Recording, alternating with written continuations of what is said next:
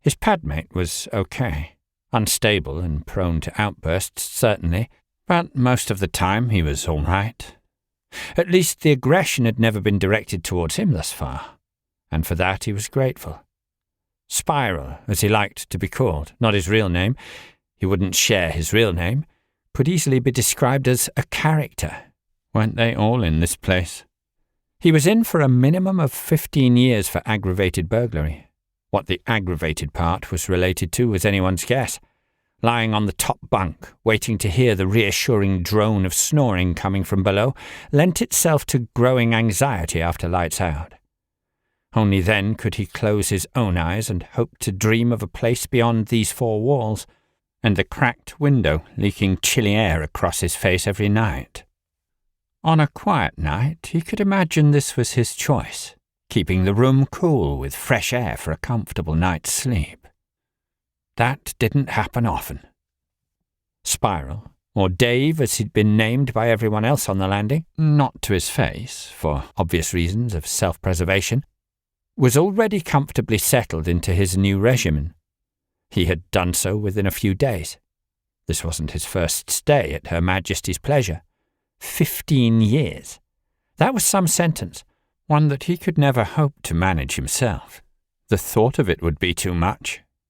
The looming thought of what he might receive was enough to spark the fear of dread into him. Those moments of peace, night-time, was when those thoughts would come to him, when he had the safety of a locked door between himself and those out there.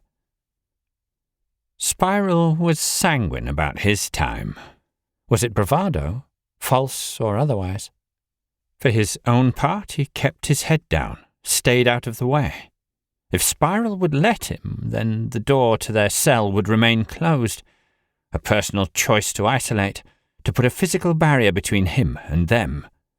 If he could lock it, then that would be all the better. Pushing it closed was the best he could do, and even then only if Spiral was at work or circulating during association. Was it better to be completely alone?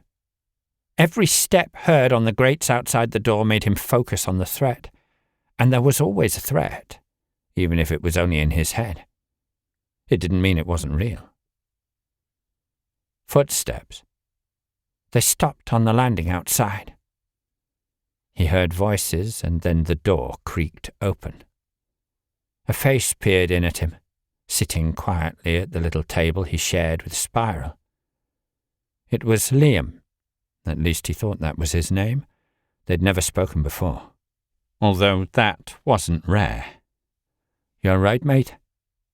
He nodded, glancing past Liam to another man standing on the landing behind him, looking both left and right. He glanced into the cell and their eyes met. "What are you staring at?" "Me?" He averted his eyes from the man at the door, looking at Liam, and then the floor. "Nothing. I wasn't staring at—" "What was you staring at?" He didn't answer, hoping he would go away if he said nothing, sensing Liam take a half step into the cell. "Spiral around, is he?" No, he isn't. At work, in the machine shop, I think." He was all but whispering. Right. Course." He looked up. Liam locked eyes with him briefly. There was something unsaid in his expression, and then he glanced behind him towards his friend at the door, nodded, and retreated. He felt relief. Once they left, he would close the door again, be safe. Liam stepped out onto the landing, and he got up, quickly closing the distance between himself and the door, happy to see the two men move out of sight. Putting a hand on the cast-iron cell door, he gently made to close it, only to find a figure step into view and force it back open. Hurriedly, he stepped away from the newcomer. There was something in his hand. What was it, a kettle? "This is for you." The arm came up in a flash, snapping out at him, and the liquid contents of the kettle flew out at him.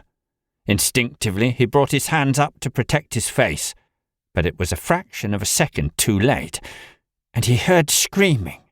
He was screaming, the sound reverberating off the walls around him, and he knew then that he was in trouble.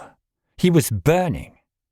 Boiling water, mixed with sugar, what inmates called napalm because the mixture turned to paste, sticking to the skin and intensifying the heat. He didn't hear the alarm sound on the wing outside the cell.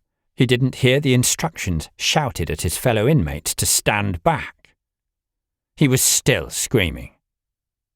He was alone, and everyone knew it.